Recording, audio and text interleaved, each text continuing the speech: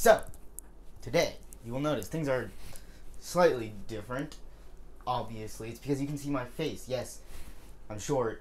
Now, I've spared all of you the time and effort that it would take to comment that I'm short. You're welcome. But today, we are making the Cheese Shank Redemption, as you probably saw in the title. Duh. That's why you clicked, right? Hopefully. Hopefully you clicked and not it was an accident. Please stay if it was an accident. Please? Did it work? Okay, cool. And obviously the operative words in this are going to be cheese and shank, because we are going to be making a cheese knife today. I'm kidding, of course. It's actually Cheese and Redemption, and I just use Cheese Shank Redemption because everyone knows the Shawshank Redemption movie. I actually haven't watched. So obviously the primary ingredient in any queso is going to be the cheese. So you're going to need at least a quarter pound of it, because that's how much I ended up using, because I cut the recipe in half. Because at some point I realized I don't like queso, and I had dedicated an entire, at least an hour to this stupid endeavor.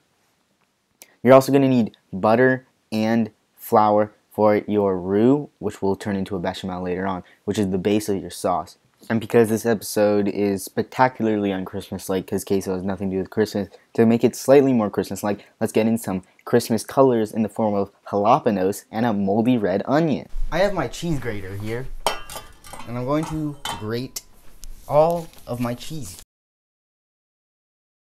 Watch this, I'm about to do the boom.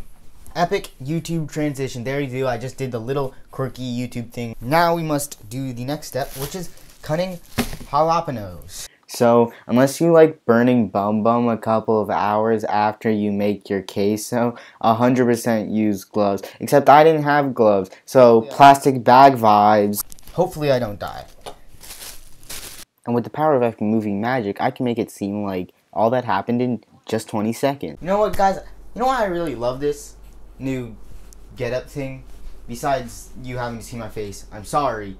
I don't have to do voiceovers anymore, which makes it super more easy. What the hell?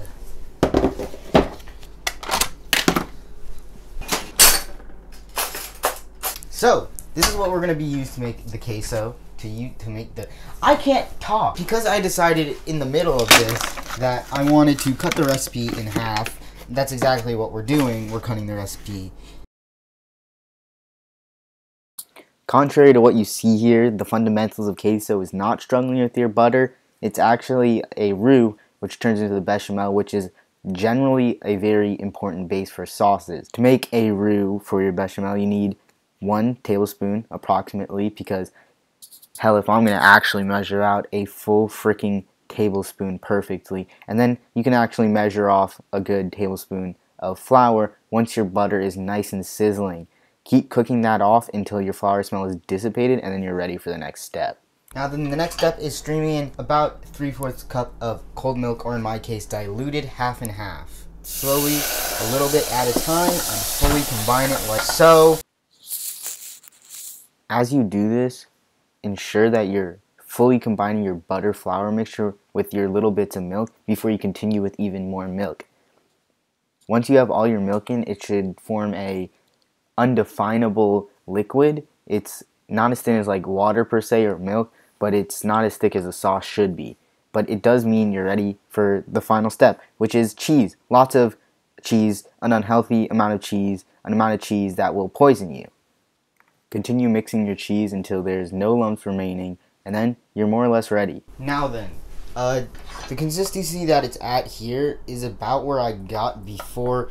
So the moment of truth actually comes now, because when I started pouring out, it became lumpy, and you should know when your queso is about done, because it's gonna look like queso. Now then, we're preparing to taste test. Ignore me cleaning up because I spilled. Also, you're gonna notice I'm adding in the onions and jalapenos a bit late. It's not really gonna matter there might be like a little bit of heat difference, but it's gonna taste just as good. And by the way, the red onions were surprisingly not poisonous, and the jalapenos surprisingly the right kick for it. Now then, ignore the fact that I have green chips, because some random fast food company decided, let's make guacamole flavored chips instead of just selling guacamole. What a big brain gamer move. No, they're just stupid. It was stupid. And in fact, the queso tasted epic. It was good. I don't like queso, and I enjoyed it. Yeah, I'm complimenting myself. Let me compliment myself like I need a little bit of self-appreciation, right? I'm usually hating myself. Sorry, off topic. Honestly, the queso is really good, and it tasted even better with crackers. The only problem was the chips were actually nasty. They were like Donald Trump.